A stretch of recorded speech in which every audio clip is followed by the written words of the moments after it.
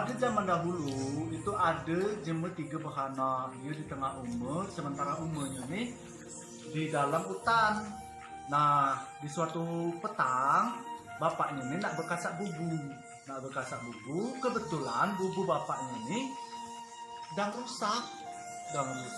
Jadi uji anak gadisnya ni tadi, sudah lah pak, dek kangen neng, dek kakade kahule kamu ikan ke, kamu hule ikan ke le. Aku dek dia nak minta.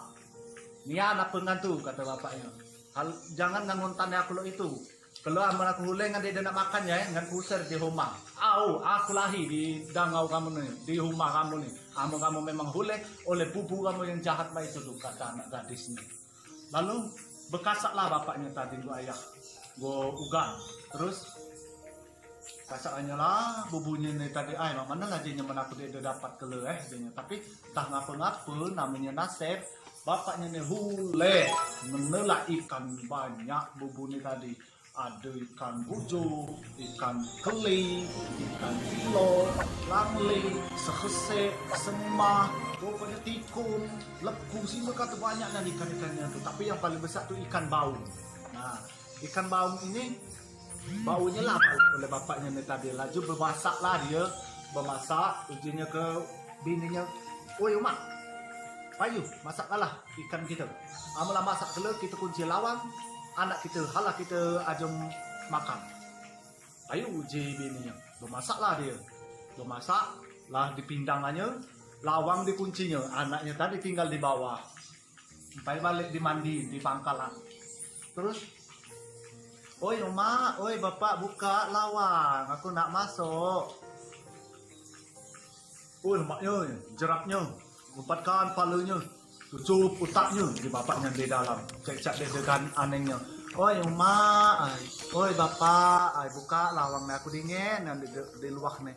Akhirnya nak sirap malam. Aku ni berbaju dia berkain saja.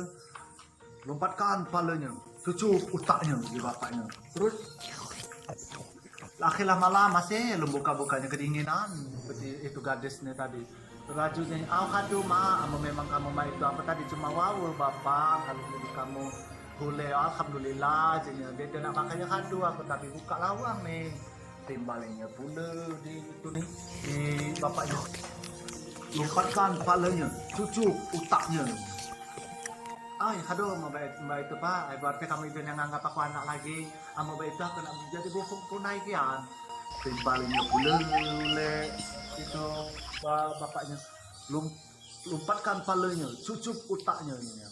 Tak ngapa-ngapa, akhirnya istirahat malam, bulan metu, mulai muncul sayap di belakang betina nih tadi gadis nih tadi. Oi pak, sayap pelan nimbul, aku nak kebang, macamnya betul. Timbalnya pula di bapaknya ini. Lompatkan palanya, cucup otaknya, dia ada di anehnya. Aduh paknya. Tinggallah bapak, tinggallah umat, aku kan jadi burung punai. Birjinya kebang, batang awal, kanting awal. Timbalnya pula bapaknya tadi. Ujinya, lompatkan palanya, sucuk otaknya. Ya dong bapak, saya pula nombor, aku nak pacak kebang aja makan bulu gune aku nak kebang jadi bohong punai. Lompatkan palanya, sucuk otaknya. Tinggallah umat, tinggallah bapak, aku kan jadi burung punai. Berjinya kebang pula melompat kok batang ninyok. Terus je bapaknya. Lompatkan palanya, cucuk otaknya, berlaki pula, bernyanyi pula, betina dari tadi. Tinggallah umat, tinggallah bapak, aku kan jadi burung punai. Berjenya kebang pula, nggak batang beringin. Terus pas sampai batang beringin, adalah jadi pacak lagi aku nih balik pak, mau kebang sekali lagi. Buka lah lawang tu aku nih nak balik. Aku nela kedinginan, saya pun nela tumbuh galah. Misal aku kebang sekali lagi, dibaca lagi balik.